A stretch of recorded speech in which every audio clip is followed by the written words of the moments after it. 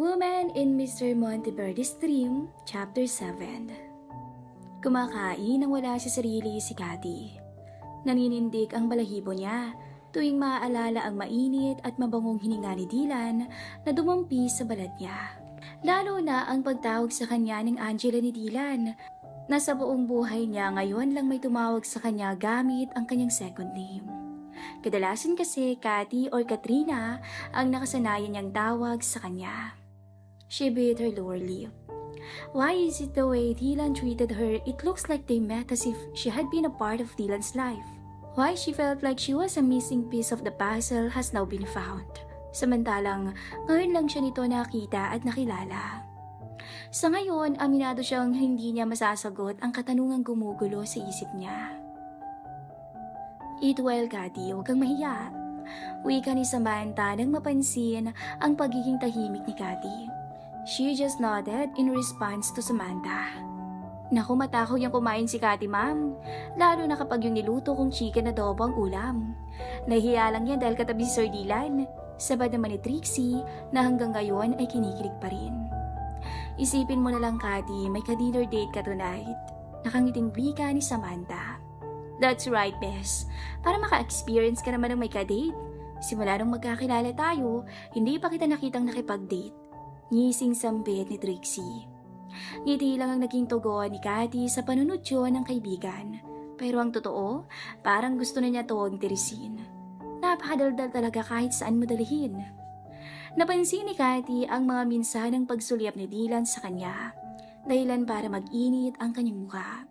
Shit, am I blushing? Marami naman ako lalaking naging katabi sa upuan Pero bakit iba kung mag-react yung katawan ko sa lalaking to? Self, umayos ka naman. Away niya sa sarili. Ikaw lang pala, Trixie, yung nagtatago ng babaeng matagal ko nang hinahanap. Wika ni Dylan. Sorry naman, sir. Kung hindi lang kasi KJ ang best friend ko, matagal ko nang dinala sa kumpanya niyo. Kahit nga yung pagsama niya dito sa outing natin, sa pilitan pa. Kung hindi lang sana yan mahiyain, matagal mo na siyang nakilala. Pahayag ni Trixie tsaka bumaling sa kanya. Oy, Cathy, matagal ka na palang hinahanap ni Sir Dylan Wala man lang bang reaksyon dyan? Pangaasar ni Trixie sa kanya na kinatawa naman ni Dylan, tsaka ni Samantha. To the highest level ang kadaldalan always ng kanyang kaibigan. Walang preno kung magsalita, lalo na pagdating sa asaran at prangkahan. Pero pagdating sa sikretong usapan, she is one of those who can be trusted. Trixie, may talkative but trustworthy friend. Sa panahon ngayon, mahirap nang makahanap ng ganitong klaseng kaibigan. Sir, maybe you forgot to post flyers with my face on it and a million reward kaya hindi mo ako mahanap. Pabirong salita ni Cathy kay Dylan. Dylan looked straight into Cathy's eyes. Hinawi nito ang buhok nitong tumabing sa kanyang mata. Please, stop calling me sir. Just call me Dylan. Oh, okay. Dylan. Nauutal niyang sagot. Naku, Dylan, tama na yung mga malalagkit na titig mo kay Cathy. Hindi na yung makakakain ng maayos. Let's focus eating and enjoy the food. Okay? Nakangiting wika ni Samantha. Natapos na silang kumain at tumayo na ang dalawa para magpaalam at makabalik na sa kanilang hotel room. Nauna nang umalis sa kanilang table si Dylan dahil may tumawag sa cellphone nito. Ma'am Samantha, mauna na po kami sa inyo. Baka si himatin tong best friend ko dito kapag hindi nakapag-toothbrush. Pabirong sambit ni Trixie, na agad namang tinanguan ni Samantha. Ate si Samantha, baka po hindi na kami makababa dito mamaya. Pagod pa kasi kami sa biyahe kanina. Paalam ni Cathy. It's okay, Cathy. Nice meeting you again. Masaya ako na nakilala kita. See you tomorrow morning na lang. Samantha replied with a smile. Nginitian niya lang to at tinungo ang kinaroroonan ni Dylan para makapagpaalam na. Nasa sulok ito ng dining area at kasalukuyang may kausap pa rin sa cellphone na agad naman nitong binaba nang makitang paparating siya. Lumapit siya rito at magpapaalam na sana pero nabigla siya nang hawakan ni Dylan ang kanyang kamay. Hinila siya nito kaya nakasubsob na siya ngayon sa dibdib ng lalaki. Hindi niya maintindihan ng sarili kung bakit parang wala siyang lakas ng loob para lumayo rito. Kahit ang magpumiglas man lang ay hindi niya magawa. Pakiramdam niya para siyang lantang gulay na nagpapaubaya na lang. She felt Dylan's arm wrap around her waist and his lips started kissing her neck. Hindi niya maintindihan ang nararamdaman. Nawawala siya sa sarili tuwing nararamdaman ang bawat pagdampi ng labi ni Dylan sa kanyang leeg. Dylan's lip went to her ear and whispered, "I like you so much, Angela. I thought hanggang panaginip ka lang." Hinigpitan ni Dylan ang pagyakap sa kanya. Cathy remained silent. She just bit her lower lip and closed her eyes, letting that strange feeling flare up between the two of them. "Tara na, Cathy!" Boses si Trixie sa di kalayuan na nagpabalik sa kanyang ulirat. Agad niyang itinulak si Dylan, dahilan para magkaroon ng agwat ang kanilang katawan. Mauna na kami." Natalikod na sana siya nang biglang magsalita si Dylan. "Thanks for giving me a tip. The next time you disappear, I will post flyers with rewards so you can be easily found." Dylan in a husky voice. Ngiti lang ang naging tugon niya kay Dylan at patuloy na naglakad palapit kay Trixie. Sa tingin at ngiti ni Trixie sa kanya, alam niyang aasarin na naman siya nito. First time siya nitong makitang nakipagyakapan sa lalaki at sa boss pa nito, nakakikilala niya palang kani-kanina lang. At sa pagiging award-winning sa asaran nitong madaldal niyang kaibigan, alam niya sa sariling hindi ito ni Trixie palalampasin. "Naistorbo ko ba kayong dalawa?" Tanong ni Trixie na may halong pangaasar ang boses nang makalapit siya dito. Hindi siya sumagot at patuloy lang siya sa paglakad patungong elevator. "Okay, Bes, hindi na kita aasarin pero tell me the truth. Bakit ka niya niyakap?" Usisa ni Trixie. Ganon. Mukhang type ka ni Sir Dylan." Kinikilig to habang nagsasalita. "Ewan ko sa'yo." Singhal niya sa kaibigan at pumasok na sa elevator nang bumukas yun. "Bes, ang bango mo. Amoy Sir Dylan ka na." Sigpit ng pagkakayakap niya sa'yo, kumapit yung mamahaling perfume niya sa damit mo. OMG. Kilig to the bone, Bes. Kinikilig na saad ni Trixie. Agad niya namang inamoy ang sarili. Mahina ang mura niya sa sarili. Bakit kasi ang bango ng lalaking yun? And his kiss and touch, hypnotizing me. Para bang matagal na kaming magkakilala. Bes, may naging girlfriend ba yung si Sir Dylan yun na kamukha ko? Naitanong niya sa kaibigan. Kung may girlfriend, ang alam ko meron. Pero kung kamukha mo na naging girlfriend niya, I don't know, Bes eh. Parang wala naman. May girlfriend si Sir Dylan na nasa Paris sa pagkakaalam ko pero parang nagkakalabuan na rin. Sagot ni Trixie. Bakit mo naman natanong? Sa paraan kasi ng pakikitungo niya sa akin. Parang bang naging malaking bahagi na ako ng buhay niya. Na parang bang matagal niya na akong hinahanap. Kaya may halong pananabik nang makita niya ako. Baka lang kasi may naging girlfriend lang siyang kamukha ko o baka naman namimiss niya lang yung girlfriend niya at ako lang ang napagbalingan niya. Paliwanag ni Cathy.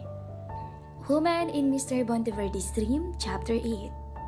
Malalim na ang gabi pero hindi pa rin dinadalaw ng andok si Cathy. Mahimbing na ang tulog ng kanyang kaibigan. Samantalang siya panay balikos lang sa kama at hindi makatulog.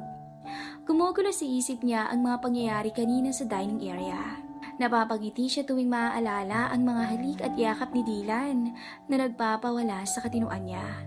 Pero sa tuwing maaalalang sinabi ng kaibigan niya na may girlfriend to, napapangiti na lang siya ng mapait. Mahala na. Basta simula bukas, iwasan ko nang mapalapit sa'yo. Baka pinaglalaroan mo lang ako. Hindi ko pa naranasang magka-boyfriend o ma-inlove man lamang. Ayokong umabot ako sa puntong mahulog ako sa'yo at bandang huli, masasaktan lang ako. Total 6 na araw lang naman to. Pagbalik ko ng Maynila, wala ka na sa isip ko. Sa isip-isip ni Cathy, tsaka itinalakbong ang kumot at ipinikit na ang mga mata para makatulog. Hoy, bumangon ka na dyan, Bes. Panggigising ni Trixie. 10:00 na ng umaga pero hindi pa rin siya bumangon. Maliban kasi sa hindi siya nakatulog ng maayos kagabi, ayaw niya talagang bumangon dahil alam niyang aayain lang siya ni Trixie para kumain sa baba. Alam niya sa sarili na kapag bumaba siya para mag-breakfast, makikita niya lang si Dylan at iyon ang iniiwasan niyang mangyari. Mamaya na tayo mag-breakfast, Bes. Inaantok pa talaga ako eh. Pagdadahilan niya. Bahala ka dyan sa buhay mo. Basta ako, bababa at gutom na ako. Pagdadabog ni Trixie. Akmang bubuksan na sana ni Trixie ang pintuan nang biglang may kumatok. At nang buksan niya to, dalawang hotel staff ang nakatayo sa harap ng kanilang pintuan na may dalang pagkain na pangdalawahan. Good morning po sa inyong dalawa. Napag-utusan lang po kami ni Sir Dylan na dalhin to. Magtatanghali na raw po kasi hindi pa raw kayo dalawang bumababa para mag-breakfast. Malumanay na wika ng isang hotel staff sabay lapag ng pagkain sa kanilang mini table sa loob ng kanilang kwarto. Pakisabi na lang kay Sir Dylan salamat. Nakangiting wika ni Trixie habang hinahatid palabas ang dalawa. Ano yan, breakfast in bed? Mapangasar na tanong ni Trixie nang makalapit sa kanya. Bumuntong hininga siya bago magsalita. Bes, ang totoo, umiiwas ako sa kanya eh. Ang sabi mo may girlfriend na siya kaya ayaw ko nang mapalapit sa kanya. Baka matala ako sa mga matatamis sa salita niya. At kinabukasan pagising ko, in love na ako sa lalaking yun. Iyon ang pinakaayaw kong magyari. Pagtatapat ni Cathy kay Trixie. Agad namang sumeryoso ang mukha ni Trixie at tinabihan siya sa kama. Ang alam ko kasi may girlfriend siya. Pero yung girl na lang yata ang kumakapit dahil si Sir Dylan bumitaw na. Ang dinig ko kay Ate Marisa na sekretarya niya. Niloko daw si Sir Dylan nung pumunta ito ng Paris. Basta, iiwas na ako. Mahirap na. Gwapo siya at mayaman. Kaya maraming babaeng magkakagusto sa kanya. At hindi imposible na wala siyang babaeng paglaruan. Ayokong isa ako sa mapaglaruan niya, bes. Kung pwede lang itago mo rin ako sa kanya. Paliwanag niya. Okay, bes. No problem. Alam mo naman madaldal lang ako pero maasahan mo ako sa mga ganyang bagay. Payakap nga. Malambing na pagpayag ni Trixie. Hinila siya ni Trixie papunta sa kanilang mini table kung saan naroon ang mga pagkain na pinadala ni Dylan. May napansin si Cathy ng puting papel na nakalagay sa tray ng pagkain. Kukunin niya na sana to pero inunahan siya ni Trixie at binasa to.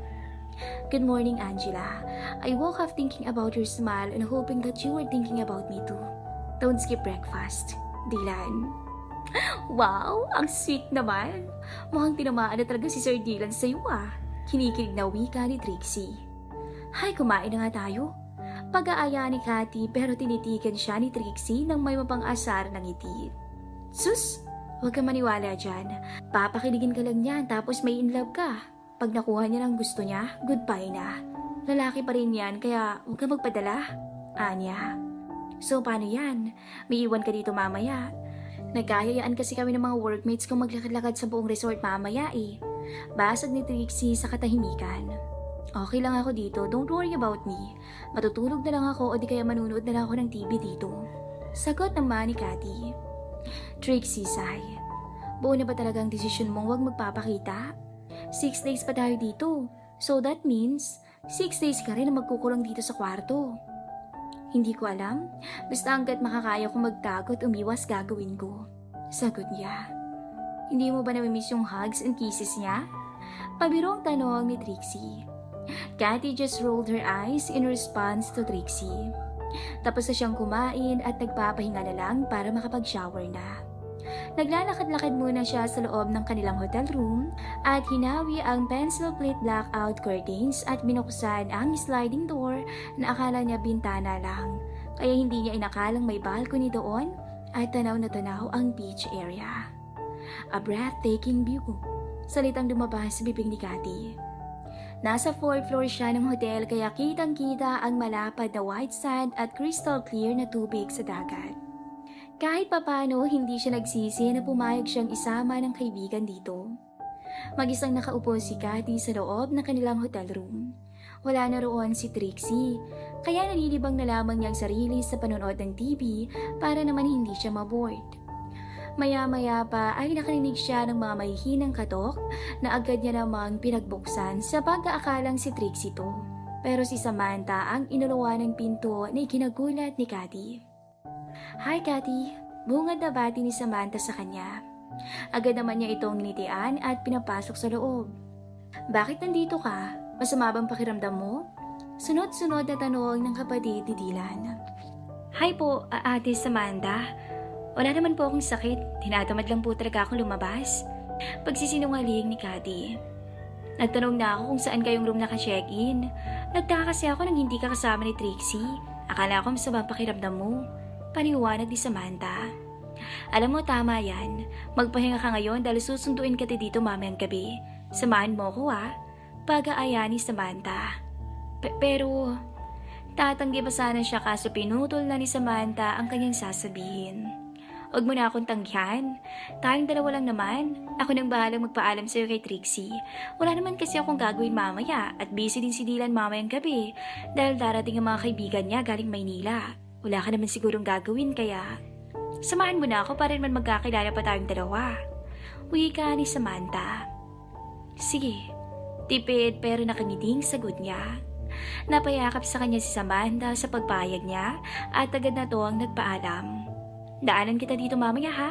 Don't forget, uwi ka ni Samantha nang maihatid niya to sa labas ng pintuan. Napangiti na lang si Cathy ng mapag-isa. Isang araw niya palang nakilala ang ate ni Dylan pero kung ituring siya nito ay para na siyang kapatid. Hindi naman siya nagtataka kasi kung si Trixie ang tatanungin sa pagkatao ni Samantha, likas daw talaga itong mabait at hindi na may mili ng kakaibiganin. Woman in Mr. Monteverde's Dream, Chapter 9. What do you want, Cathy? Tanong ni Samantha. Nakaupo sila ngayon sa isang cottage katabi lang ng bar. Napili ni Samantha na doon sila pumwesto dahil alam ni Samantha na mahihiyain si Cathy. Para na rin hindi sila madaling mapansin ng mga tao dahil medyo madilim na sa bahaging iyon at ilaw lang ng katabing bar at liwanag ng buwan ang nagsisilbing ilaw ng cottage. Hindi kasi ako umiinom ng mga alcoholic drinks kahit iced tea na lang ate. Sagot ni Cathy at agad namang nagtawag ng waiter si Samantha at nag-order ng iced tea para kay Cathy at cocktails para sa sarili. Masaya silang nagkwentuhan at nagtatawanan ni Samantha. Marami silang pinag-usapan about sa mga maraming bagay. Hindi naman siya na-bored dahil masarap kakwentuhan ang kapatid ni Dylan. At kahit papaano ay hindi na siya dito naiilang. Nakailang order na rin to ng cocktails kaya lalong lumalim ang kanilang pag-uusap. Napalingon silang dalawa sa di kalayuan nang may marinig na nagtatawanan. Nakita ni Cathy si Dylan na may kasamang 3 lalaki at 1 babae. Nakaakbay si Dylan sa babaeng maganda, maputi at maganda rin ang hubog ng katawan. Bigla na lang siyang nakaramdam ng sakit na hindi niya alam kung saan ang gagaling. Nilagpasan lang sila ni Dylan at mga kasamahan nito. Nagpasalamat naman siya dahil kahit papaano, hindi sila tinawag ni Samantha at hindi siya napansin ni Dylan. Marahil tumutupad lang to sa sinabi nito kanina na silang dalawa lang ang magkasama. Napahawag na lang si Cathy sa kanyang dibdib ng mapag-isa. Hindi niya alam sa sarili kung bakit nakaramdam siya ng sakit nang makitang may inakbayan na babae si Dylan. Nagpaalam muna saglit si Samantha para pumunta ng comfort room. Kaya laking gulat ni Cathy nang makita si Samantha na kasama na ang babaeng kanina lang inaakbayan ni Dylan at pabalik na to sa kinaroroonan niya. Cathy, this is Leia, best friend ni Dylan since high school at parang kapatid ko na rin siya. And Leia, this is Cathy, new friend ko. Pagpapakilala ni Samantha. Nahihiyang tumayo at gumiti siya sa babae. Akmang ilalahad niya na sana ang kanyang kamay para makipag-shake hands pero niyakap at hinalikan siya nito sa pisngi at naupo na. Dito na lang ako sa inyo ha. Na-out of place ako dun sa trip ng mga boys Lalo na yung kapatid mo Ate Sam. Simula nang iputan yan sa ulo ni Angelique, parang naging addict sa chicks. Kung hindi lang ako nahiya, pinabasectomy ko na yan sa asawa ko at baka magkalat pa ng lahi. Madaldal na wika ni Leia at nag-order na to ng vodka. Tahimik lang si Cathy habang nakikinig sa mga pinagsasasabi ni Leia. So, Angelique palang pangalan ng girlfriend niya. Sa isip ni Cathy. Sa kwento ni Leia, dito niya napatunayan na babaero talaga si Dylan at kaya nitong paglaruan ng mga babae. Angela, ano siya? Nangongolekta ng mga angel? Shit! Napailing na lang sa naiisip si Cathy. I'm sorry, Cathy. Madaldal talaga ako kaya masali ka na ha? Paumanhin ni Leia nang mapansin ang kanyang pananahimik. Okay lang sa akin. Nakikita ko sa'yo yung kaibigan kong si Trixie. Nakangiting tugon niya rito. Minsan lang kasi kami magkita ni Ate Sam. Baka babalik na naman to ng England. Hindi ko naman siya pwedeng bisitahin to dahil busy kami ng asawa ko sa trabaho. Paliwanag nito kay Cathy. "You're married?" Tanong ni Cathy. "Yes, I am an OB-gynecologist, married to a urologist. Yun nga lang, wala pa kaming baby na mag-asawa. Busy ako always sa work and as a wife, pinindot lang talaga ako ni Monteverde na sumama dito. Tapos pagdating ko dito, para lang akong asong tanga na bumubuntot sa kanilang apat. Ang sarap patay ng Monteverde na yun." Nanggigigil na saad nito. Natawa na lang si Cathy at Samantha sa panggigigil ni Leia. Siguro kung nandito lang si Dylan, marahil sinabunutan na nito sa sobrang galit. Napag-alaman ni Cathy na sa 5 magkakaibigan, si Leia ang unang nag-asawa at si Leia lang din ang hindi kumuha ng kursong hindi related sa business. Gusto niya naman daw sanang mag-take ng business course nung nasa college siya pero dahil nakilala niya ang kanyang pamilya sa field of medicine, lalo ng kanyang mga magulang, kaya napilitan na lang siyang sumunod sa mga yapak ng mga to. Napakaswerte sa buhay ni Leia at Samantha. Kaya nang tanungin siya ng dalawa about sa buhay niya, ay hindi niya napigilan na magtubig ang kanyang mga mata. Kinuwento niya sa dalawa ang simpleng buhay na meron siya sa kanilang probinsya at buhay niya ngayon sa Maynila. Lahat ng iyon na sabi niya, maliban lang sa kung ano talaga ang dahilan kung bakit siya napadpad sa Maynila. Nananatili yung isang bangungot na siya lang ang nakakaalam. "Don't worry, wala ka mang kamag-anak sa tabi mo. Simula ngayon, may dalawa ka ng one call away friend. Diba, Ate Sam? Kaya huwag ka nang mahiya sa amin. Kukunin ko later po number mo." Niyakap siya ni Leia at hinagod ang kanyang likod. Napapangiti na lang si Cathy sa tuwing naiisip na nakapagbakasyon na siya sa malapariisong isla na to, nadagdagan pa siya ng 2 mabait na kaibigan. "What?"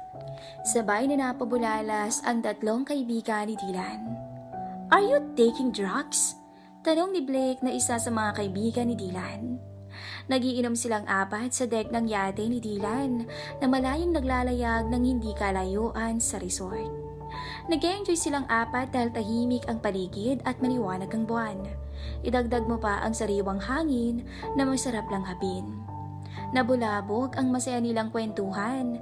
Nagisingit ni Dylan na nakita niya na ang babae sa kanyang panaginip na kahit kailan ay hindi pinaniwalaan ng 3. Tinungga ni Dylan ang kanyang in-can beer bago magsalita. "Of course not. Ako? Magtitake ng drugs? No way." "Come on, dude. Don't be mad at me but I think you're really crazy. Do you need psychiatrist?" May kilala si Leia. Nakangising sambit ni Ivan. "Alam ko naman hindi kayo maniniwala. But believe me, makikita niyo siya tomorrow dahil nandito lang siya sa resort." Salubong na ang kilay ni Dylan habang nagsasalita. Kaya tumihimik na lang ang dalawa, pero ang isa pa nilang kaibigan humirit pa ng mapang-asar na biro. "Baka naman bumili ka na doon ng chicks, tapos pinasurgery mo para maging kamukha ng babaeng yun." Nakangising tanong ni Vince. "Kapag ginawa mo yan, ako na mismo magdadala sa'yo sa mental hospital." Dagdag pa nito. "Stop it! I'm not crazy. Kung ayaw niyong maniwala din, change topic." Biko na saad ni Dylan, kaya sabay na lang na natahimik at napailing ang 3. "Sorry dude, pero maniniwala na lang kami kapag nakita na namin ha?" Sabay tapik ni Ivan sa kanyang balikat at nagsimulang ibahin ang kanilang pinag-usapan. "Teka, asa na si Leia?" Tanong ni Blake. "Hala ka dude, buong araw mo na namang susuyuin yun." Uwi ka ni Ivan kay Dylan. "Chill lang mga dude. Nagpaalam yun sa akin kanina na sasama kay Ate Samantha. Don't worry about her." Pampakalma ni Vince sa kanilang 3. Woman in Mr. Monteverde's Dream, Chapter 10. Kinaumagahan, maaging nagising si Dylan at agad na tinungo ang dining area ng hotel. Sa isip nito na baka kumakain na ng breakfast doon si Cathy. Nagtataka siya kung bakit buong araw kahapon, hindi niya ito nakita. Pero nang makarating siya roon, si Trixie lang ang mag-isa ang nakaupo. "Where's Angela? I mean, Cathy?" Takang tanong niya nang makalapit kay Trixie. Hindi alam ni Trixie ang isasagot, kaya naghagilap siya ng pwedeng gawing alibay. Sir, kasi masama ang pakiramdam ni Cathy, kaya ako na lang yung bumaba." Nauutal nitong sagot. "What?" Pupuntahan ko siya. At naglakad to ng mabilis. Patakbong hinabol siya ni Trixie hanggang makarating sa kwarto. Inunahan niya to sa pagbukas ng pinto. Napansin niya ang kaba sa mukha ni Trixie nang makita ang pagdilim ng mukha niya. Kumunot ang noo niya nang makitang walang tao sa loob ng kwarto, kaya napayuko na lang si Trixie nang bumaling siya rito. "Where is she, Trixie?" Pigil ang galit na tanong niya. "Ang totoo po kasi sir, hindi dito natulog si Cathy. Sinundo siya ni Ma'am Samantha dito kagabi at tumawag na lang siya sa akin upang ipaalam na doon na lang sa unit niya matutulog si Cathy. Kasama yung kaibigan niyo po na si Leia." Paliwanag ni Cathy. "Next time, don't lie to me." Kalmado nitong boses. "I'm sorry po sir." Hinging paumanhin ni Trixie kay Dylan na agad namang tumango at naglakad na palabas ng silid. Pinuntahan niya ang unit ni Samantha at kumatok, pero ilang minuto na ang lumipas, hindi pa rin bumubukas ang pinto. Kung tutusin, kaya niyang buksan ang pinto kahit nakalak pa to, pero dahil sa pagkakaalam niya na 3 babae ang nasa loob at siya ay lalaki, bilang respeto ay umalis na lamang siya. Nakailang hakbang pa lang siya mula sa unit ni Samantha nang makasalubong si Leia.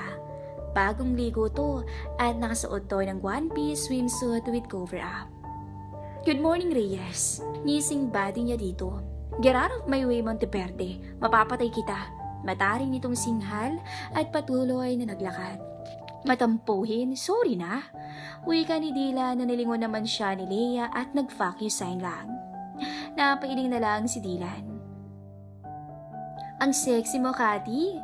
Napatayong wika ni Samantha nang lumabas siya ng bathroom at suot niya ang binigay na two-piece bikini ni Samantha. Nagkayayaan silang tatlo na mag-picnic sa beach area. Niyaya ni Samantha si Trixie kaya susunod na lang daw to at hahanapin na lang sila doon.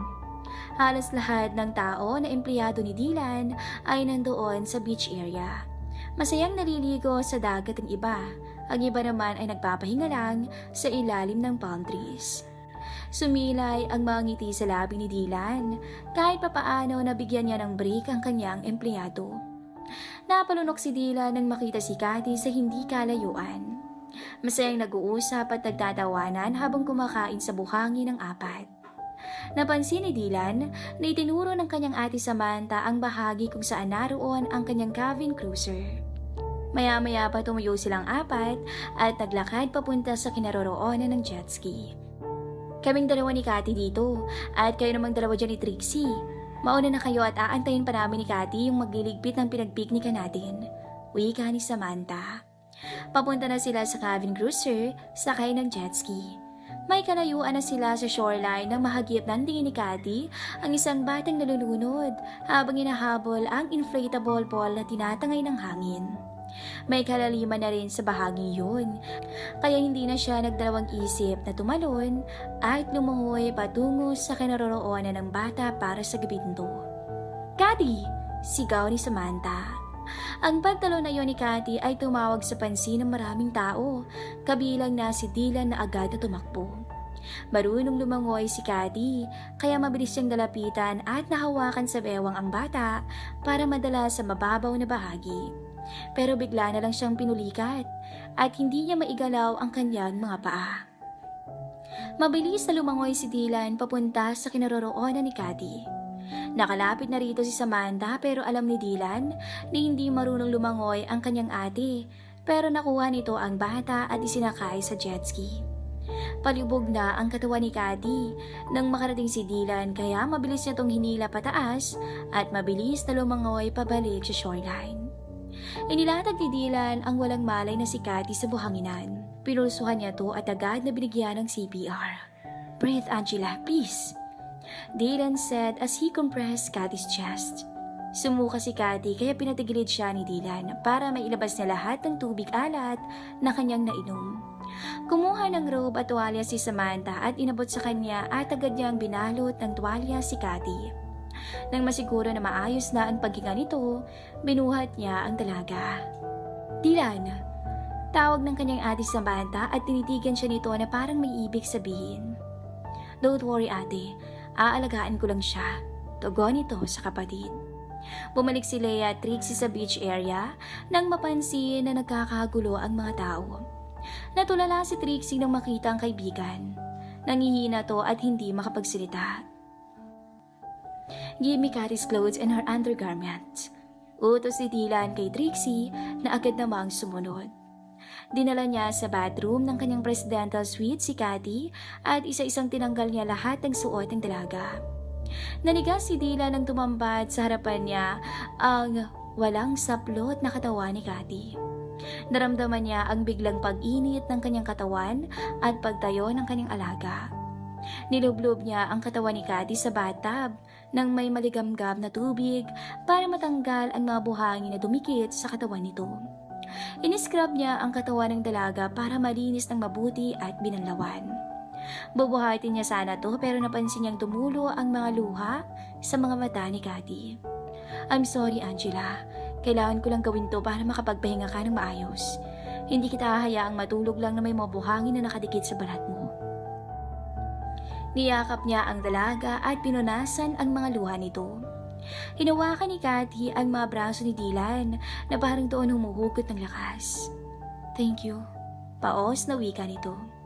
It's okay, baby. You're safe now. Inaplos ni Dylan ang buhok ni Cathy at hinalikan nito sa noo. Inahon niya si Cathy sa bathtub at pinunasan niya ang katawan nito tsaka pinusuot ng kanyang robe. Binuhat niya to patungo sa kanyang kama at inihiga. Maya-maya pa ay may kumatok sa pintuan at nang buksan niya to ay si Trixie ang bumungad. Sir, ito na po yung mga damit ni Cathy. Tawagan niyo na lang po kapag okay na siya o di kaya may kailangan siya. Bili nito sa kanya. Salamat. Don't worry about her. Aalagaan ko ang kaibigan mo. Wika ni Dylan. Kinuha niya ang damit ni Cathy at isinara na ang pinto. Hindi niya maiwasang pagmasdan ng matagal ang pagkababae ng dalaga nang isuot niya ang laces tong nito. Mahinang mura niya at piniligang ulo. Denim short at sleeveless ang damit na inabot ni Trixie. Kaya tinungo niya ang kanyang walk-in closet at kumuha ng white t-shirt para ipasuot na lang sa dalaga para kahit papaano maging komportable ito sa pagtulog. Hindi niya na rin pinasuot ang bra nito. Mahimbing lang natutulog si Cathy, kaya hinila nito ang comforter at itinakip sa katawan ng dalaga. Hinaplos niya ang maamong mukha ni Cathy at hinalikan nito sa pisngi. Naglinis si Dylan ng katawan at nagsuot lang ng black jogging pants at white t-shirt tsaka tinabihan na niya at niyakap ang dalaga.